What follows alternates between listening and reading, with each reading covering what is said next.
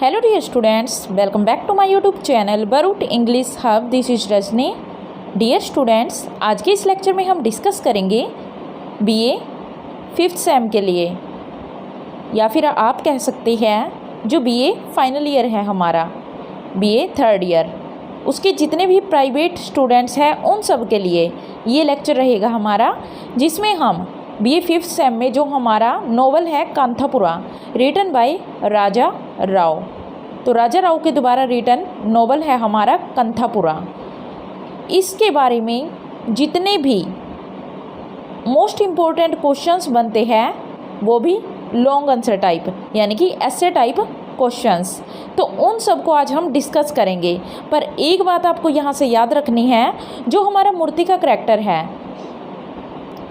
मूर्ति का करैक्टर हम पहले कर चुके हैं, तो करैक्टर स्केच इसमें कोई भी इंक्लूड नहीं होगा, कोई भी करैक्टर इसमें इंक्लूड नहीं होगा।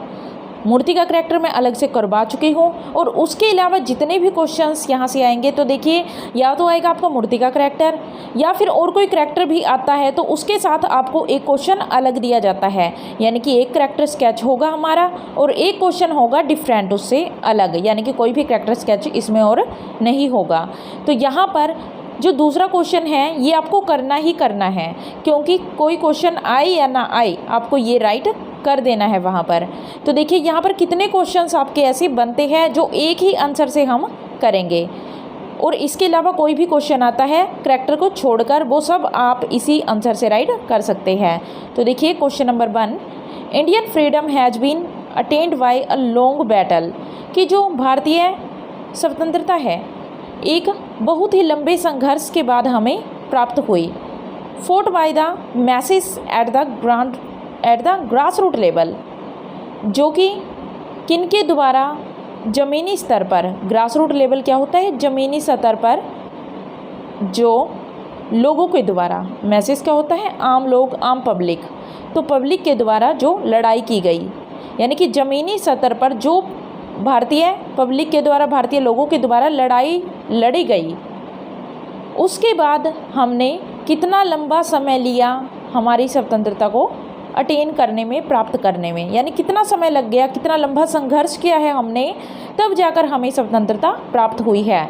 Discuss the novel Kanthapura in the light of this statement, और जो ये स्टेटमेंट दी गई है कि कैसे लोगों ने कितने संघर्ष किए स्वतंत्रता को पाने के लिए, तो उस पर हमें लाइट डालनी है, प्रकाश डालना है, जो कि हमारे कांथापुरा नोवेल के थ्रू हमें डालना है।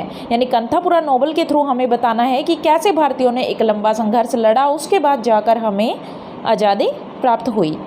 सेकंड क्वेश्चन है, discuss Kanthapura as a novel of Indian freedom movement, कि कांथापुरा को डिस्कस कीजिए किसके रूप में, भारतीय स्वतंत्रता संग्राम के एक नोवेल के रूप में। थर्ड क्वेश्चन है हमारा, कमेंट ऑन द लैंग्वेज, कि कमेंट कीजिए, टिप्पणी कीजिए लैंग्वेज पर, लैंग्वेज भाषा पर, भाषा पर टिप्पणी कीजिए। नरेटिव स्टाइल, यानी कि वर्णन करने का, नरेटिव क्या होता है, वर्णन करना, कि कांथापुरा को जो वर्णन किया गया है किस स्टाइल में किया गया है, किस शैली में किया गया है, स्टाइल क्या होता है, शैली में।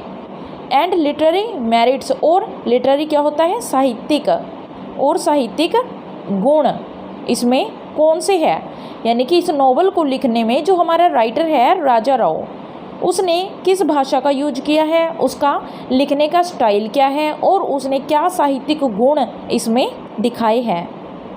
नेक्स्ट क्वेश्चन है, discuss Kanthapura as an Indian novel, एक भारतीय नोवेल के रूप में, भारतीय उपन्यास के रूप में कांथापुरा को डिस्कस कीजिए। Kanthapura revolves around the myth of Rama, Sita and Ravana. अब देखिए जो हमारा ये कांथापुरा नोवेल है ये किसके अराउंड घूमता है, रिवॉल्व्स अराउंड होता है किसी के चारों तरफ चक्कर लगाना। तो हमारा जो ये नोवेल है चारों तरफ घूमता है एक मिथ के, मिथ होता है कोई पौराणिक कथा जो पुराणों से उठाई गई है, यानी कि पुराने जो हमारे ग्रंथ हैं उनसे उठाई हुई कथा से ये मैच करता है। जो हमारा नोवेल है कांथापुरा वो कैसे करता है, और इस नोवेल के अंदर क्या मिथ दिखाया है, राम, सीता और रावण का। यानी कि राम, सीता, रावण के बारे में इस नॉवल में क्या दिखाया है, कहने का हमारा डायरेक्ट मीनिंग क्या है कि राम, सीता के बारे में इस नॉवल में क्या दिखाया है। Make a detailed analysis of myth and its uses in Kanthapura. तो आपको क्या करना है, एक डिटेल्ड एनालिसिस करनी है, विश्लेषण करना है इस मिथ का, यानी कि इस पौराणिक कथा का, एंड इट्स यूज, और इसके यूज कैसे किए गए हैं, यानी कि राम, सीता और रावण के बारे में कैसे यूज किया गया है कंथापुरा में। नेक्स्ट क्वेश्चन है describe Kanthapura as a Gandhian novel. एक गांधीवादी नॉवल के रूप में, यानी कि गांधी के बारे में इस नॉवल में क्या कहा गया है, ये भी आपको कंथापुरा में डिस्कस करना है, उसको वर्णन करना है, डिस्क्राइब करना है। लास्ट क्वेश्चन है Mahatma Gandhi is the absent hero. जो महात्मा गांधी है इस नॉवल के अंदर नहीं है, एब्सेंट है वो यहाँ से, of the novel Kanthapura. Do you agree, क्या आप इस बात से सहमत है कि जो गांधी है वो नॉवल का हीरो है हमारा। देखिए जो हमारा बिहाइंड द सीन है, बैकग्राउंड में जो हीरो है वो तो है हमारा मूर्ति, पर जो वास्तविक हीरो है इस नॉवल का वो गांधी ही है, क्योंकि गांधी बेशक से इस नॉवल में क्या रहता है, वो डिसअपियर रहता है, हमारे सामने नहीं आता, एग्जिस्ट नहीं करता नॉवल के अंदर, फिर भी इस नॉवल का जो हीरो है वो कौन है, गांधी है। क्या आप इस बात से सहमत है, ये हमें बताना है। तो देखिए ये हमारे क्वेश्चंस हैं जो मैंने यहाँ पर राइट किए हैं। इनमें से कोई भी क्वेश्चन आता है या करैक्टर स्केच को छोड़कर कोई भी क्वेश्चन आता है तो आपको सेम आंसर राइट करना है। तो अब डिस्कस करते हैं हम हमारे आंसर को। Kanthapura is one of the finest novel written by Indian writer Raja Rao. जो कंथापुरा नॉवल है ये सबसे बढ़िया नॉवल है, सबसे फाइनेस्ट, फाइन की थर्ड फॉर्म क्या है, फाइनेस्ट, सबसे बढ़िया नॉवल है ये। जो किसके द्वारा रिटन है, किसके द्वारा लिखा गया है, वो लिखा गया है भारतीय राइटर, भारतीय लेखक राजा राव के द्वारा। It is a story of Indian struggle for freedom that is commenced by Mahatma Gandhi. जो ये स्टोरी है कंथापुरा की, ये किस चीज़ के बारे में है, वो इंडियन स्ट्रगल के बारे में है। जो भारतीय स्ट्रगल हुआ था, स्ट्रगल क्या होता है, संघर्ष, कि भारतीयों ने जो संघर्ष किया है उसके बारे में है। संघर्ष किसके लिए किया है, फ्रीडम के लिए, स्वतंत्रता के लिए। That is commenced by Mahatma Gandhi. और जो ये स्ट्रगल था ये किसके द्वारा कमेंस किया गया, कमेंस्ड होता है प्रारंभ किया, प्रारंभ करना, कमेंस होता है किसी चीज़ को शुरू करना, या स्टार्टेड कमेंस्ड, यहाँ पर स्टार्टेड भी आप यूज कर सकते हैं। तो ये किसके द्वारा शुरू किया गया था, ये फ्रीडम जो हमारा स्ट्रगल था वो महात्मा गांधी के द्वारा शुरू किया गया था। The novel is an amazing example of Gandhian ideals of non violence, eradication of untouchability and love for our motherland. अब जो ये नोवेल है एक अमेजिंग मीन्स हैरान कर देने वाला, बहुत ही आकर्षक उदाहरण है ये किस चीज़ का, गांधीवादी, गांधीयन होता है गांधीवादी, आइडियल्स का, आइडियल्स क्या होते हैं, जो गांधी जी के क्या थे, आदर्श थे। कौन से आदर्श थे गांधी के, नॉन वायलेंस। नॉन वायलेंस क्या होता है, अहिंसा, यानी कि हिंसा नहीं करनी है, यानी कि हिंसा के रास्ते पर हमें नहीं चलना बल्कि हमें अहिंसा का रास्ता लेना है। ये गांधी जी के आदर्श थे कि खून खराबा मत करो, नॉन वायलेंस क्या होता है, खून खराबा ना करो।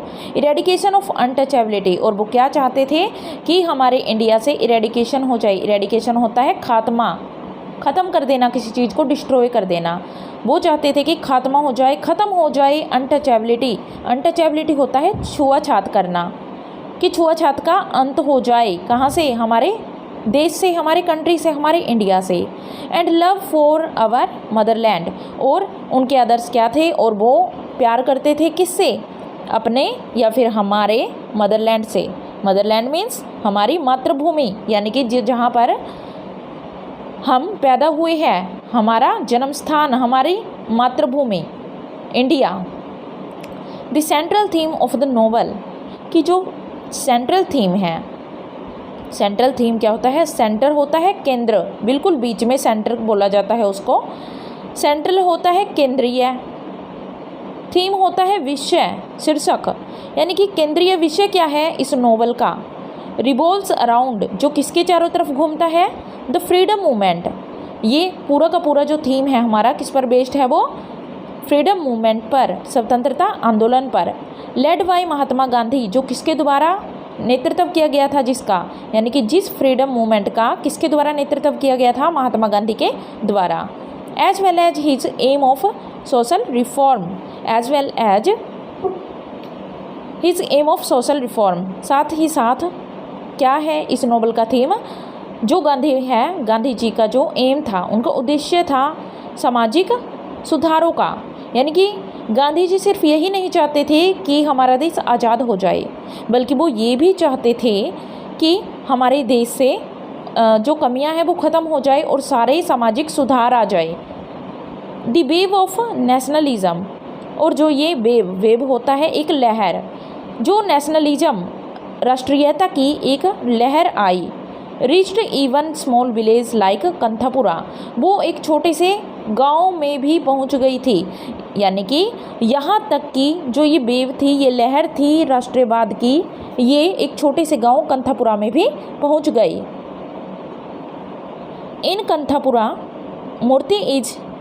मूर्ति अ कॉलेज एजुकेटेड यंग मैन, कंथापुरा के अंदर मूर्ति जो कि एक कॉलेज एजुकेटेड, यानी कि कॉलेज से पढ़ा लिखा यंग मैन था, एक जवान आदमी था, युवक था वो, लेफ्ट हिज स्टडी, उसने भी अपनी स्टडी छोड़ दी, for the cause of the freedom of the motherland, ताकि क्या कर सके वो, क्या कोज था उसका, क्या कारण था, ताकि वो हमारी मदरलैंड को फ्रीडम दिलवा सके, यानी कि हमारी मातृभूमि को वो स्वतंत्र करवा सके, इसके लिए उसने अपनी स्टडी को भी छोड़ दिया था।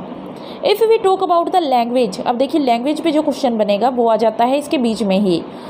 यदि हम बात करें अबाउट द लैंग्वेज की बात करें, भाषा की बात करें, नरेटिव स्टाइल, नरेटिव शैली की बात करें, लिटरेरी मेरिट्स, साहित्यिक गुणों की बात करें कंथापुरा के, Raja Rao used direct literary translations of Indian और कन्नड़ प्रोवर्ब्स।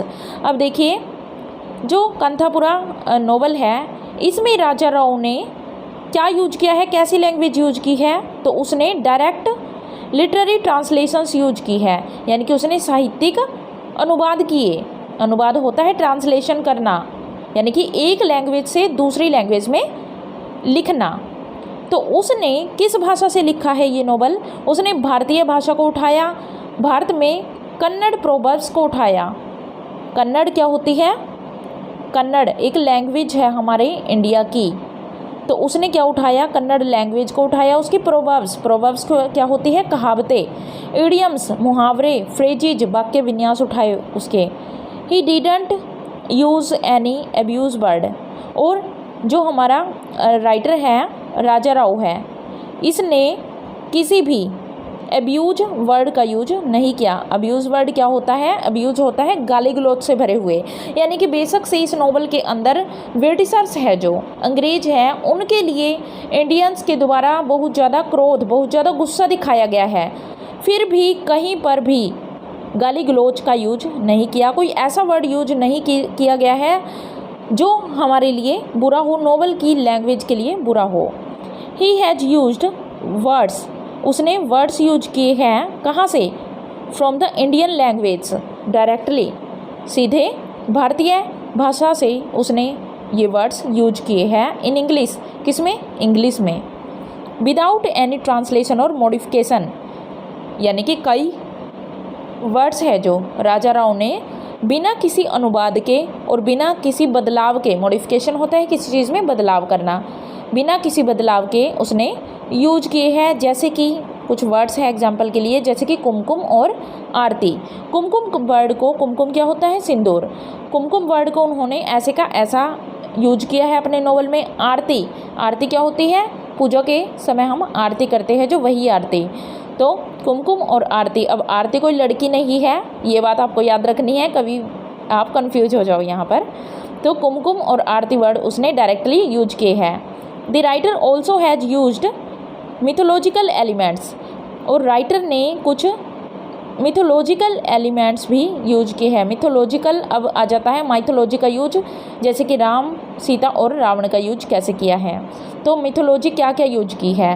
अब राइटर है जो उसने कुछ मिथोलॉजिकल एलिमेंट्स को भी यूज किया है, पौराणिक जो तत्व है उनको भी यूज किया है इसमें। यानी कि जो ग्रंथ है हमारे पुराने रामायण से उसने ये चीज़ें यूज की है। बाई कनेक्टिंग दैम, उनको कनेक्ट करते हुए, विद आवर डेली लाइफ, किससे कनेक्ट किया है उसने, हमारी डेली लाइफ से कनेक्ट किया है। किनको, इन मिथ्स को, इन पौराणिक कथाओं को हमारी डेली लाइफ से उसने उठाया है। The novel is based upon the pattern of Ramayana, जो ये नोवेल है हमारा किस पर बेस्ड है, ये ऐसे पैटर्न पे है जो किसका पैटर्न है, रामायण का। The example of these patterns are shown below, और इसके कुछ एग्जाम्पल्स नीचे दिए गए हैं। अब देखिए डायरेक्ट आप ऐसे ही राइट करके आना जैसे मैंने यहाँ पर आपके लिए ये क्वेश्चन बनाया है। तो देखिए क्या क्या उन्होंने यूज किए हैं। तो रामायण के एग्जाम्पल हमें क्या करने हैं, कंपेयर करने हैं कंथापुरा के करैक्टर्स के साथ। अब देखिए नरेटर ऑफ कंथापुरा अचक्का, अब जो कंथापुरा का वर्णन करती है कौन है, वो अचक्का है। एन ओल्ड वुमेन, जो कौन है, एक बूढ़ी औरत है। Is compared to Ramayana's narrator sage Valmiki, और अचक्का को कंपेयर किया गया है, उसकी तुलना की गई है रामायण के नरेटर यानी कि रामायण का वर्णन करने वाले भगवान वाल्मीकि के साथ, साधु थे जो वाल्मीकि, उनके साथ। सेकंड है गांधी एंड मूर्ति, अब जो गांधी है और मूर्ति है उनका कंपैरिजन किससे किया गया है, राम से। जैसे कि राम ने सीता को छुड़वाने के लिए बहुत सारे संघर्ष किए थे, वैसे ही गांधी और मूर्ति ने हमारे देश को अंग्रेज़ों से छुड़वाने के लिए बहुत सारे स्ट्रगल किए। तो देखिए ऐसे लिंक करके चलना है और वैसे ही आपको राइट करते जाना है। तो कंपैरिजन किस किस का है, जब मिथ के बारे में आ जाए, अगर आपको ये लाइन्स याद भी नहीं आती आप डायरेक्ट यहाँ पर कंपैरिजन करना और एक दो लाइन लिख के आप शो कर देना वहाँ पर। तो देखिए गांधी और मूर्ति को राम से कंपेयर किया गया है। इंडिया जो हमारा देश है उसको सीता के साथ, जैसे सीता को रावण ने क्या किया था, कैद किया हुआ था, अपनी जकड़ में लिया हुआ था, ठीक उसी तरह से अंग्रेज़ों ने भारत देश को पकड़ा हुआ था, वो इसे छोड़ना नहीं चाहते थे।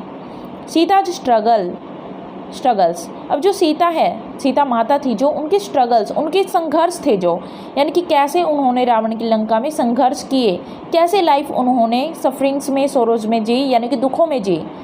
विद इंडियाज स्ट्रगल्स, वैसे ही भारत माता ने भी क्या किए हैं, सीता माता की तरह बहुत सारे संघर्षों को झेला अंग्रेज़ों के चंगुल में रहते हुए।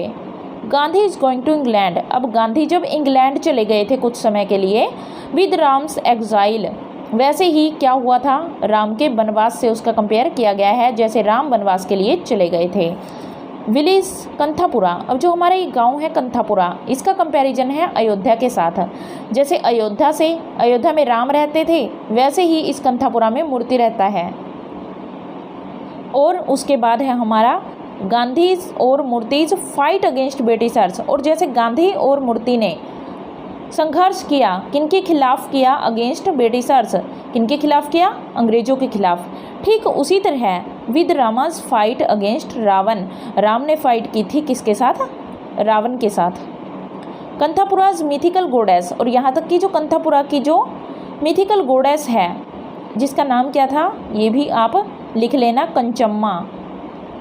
कंचम्मा। तो मिथिकल गोडेस कंचम्मा थी जो, उसका कंपैरिजन पुराण के मिथ के साथ किया गया है, यानी कि पुराण क्या है, हमारा धार्मिक ग्रंथ है पुराण, भी पुराण की जो हमारे रहस्य है, पुरानी कथाएं हैं, उनके साथ कंपैरिजन किया गया है। अब देखिए लास्ट है हमारे पास ये, to free India from Britishers, अब इंडिया को ब्रिटिशर्स से फ्री करवाने के लिए Moorthy acts as Gandhi's spokesman, Moorthy ने कैसे एक्ट किया, मूर्ति ने कैसे कार्य किए, गांधी के स्पोक्समैन के रूप में, यानी कि गांधी का ही एक रूप बनकर आया था मूर्ति, क्या करने के लिए, भारत देश को फ्री करवाने के लिए अंग्रेज़ों से। फास्टिंग एंड प्रीचिंग, और गांधी की तरह ही उसने क्या किया, फास्ट रखे, फास्ट को आप याद रख सकते हैं व्रत रखना, उसने फास्ट रखे। प्रीचिंग होता है उपदेश देना, गांधी की तरह ही उसने उपदेश दिए कंथापुरा गांव में। अगेंस्ट द कास्ट सिस्टम, किसके खिलाफ गया, वो कास्ट सिस्टम के खिलाफ गया, जातिवाद के खिलाफ गया। Rangamma and Ratna represents the women side for freedom, और जो रंगम्मा और रत्ना जैसी औरतें हैं इस नोवेल के अंदर, वो किसको रिप्रेजेंट करती हैं, वो वुमेन साइड को, यानी कि जो वुमेन साइड है, औरतों की साइड से उन्होंने फ्रीडम के लिए क्या किया, संघर्ष किया। वे औरतों की साइड से रिप्रेजेंट करती है कौन, रंगम्मा और रत्ना, यानी कि रत्ना को आप एन इसके साथ जोड़कर लिखना। रंगीगौड़ा एंड रचन्ना, तो देखिए जो रंगीगौड़ा है और रचन्ना है ये 2 कैरेक्टर्स है हमारे, ये लोअर कास्ट से है। Show how even the lower caste people actively protest against Britishers, तो ये जो रंगीगौड़ा है, पटेल रंगीगौड़ा और रचना, ये क्या शो करते हैं कि कैसे जो लोअर कास्ट के यानी कि निम्न जाति के जो लोग थे उन्होंने भी कैसे एक्टिवली क्रियाशील होके, पूरी तरह से एक्टिव होके प्रोटेस्ट किया ब्रिटिशर्स के खिलाफ। एट लास्ट, अंत में क्या होता है, द स्पार्क ऑफ एंगर, जो गुस्से की चिंगारी थी, स्पार्क होता है चिंगारी, गुस्से की चिंगारी थी जो अगेंस्ट द लोलेस क्रूएल ब्रिटिशर्स, जो किनके खिलाफ थी, लोलेस। लोलेस क्या होते हैं, जो कानून को नहीं मानते और अपने कानून मनवाना चाहते हैं वो, तो ये लोलेस क्रूएल, क्रूएल क्या होता है, क्रूएल होता है निर्दयी ब्रिटिशर्स, यानी कि इन निर्दयी अंग्रेजों के खिलाफ अब गुस्से की जो चिंगारी है वो क्या हो चुकी थी, स्प्रेड, फैल चुकी थी। That burnt out the Lanka of British empire, जिसने ब्रिटिश एम्पायर अंग्रेजी साम्राज्य की लंका को जला दिया। And it seems India will attain freedom very soon, और अब जल्दी ही लोगों को लगने लगा कि इंडिया जल्दी ही, वेरी सुन मीन्स जल्दी ही, अटेन प्राप्त कर लेगा, क्या प्राप्त कर लेगा, फ्रीडम। तो ये था हमारा कंप्लीट आंसर किनका, इन सभी क्वेश्चंस का और कैरेक्टर स्केच को छोड़कर जितने भी अलग क्वेश्चन आते हैं सभी का। तो आई होप आपको ये सब अच्छे से समझ आया होगा। अगर लेक्चर अच्छा लगा हो तो चैनल को लाइक, सब्सक्राइब एंड शेयर जरूर कीजिएगा। Thank you.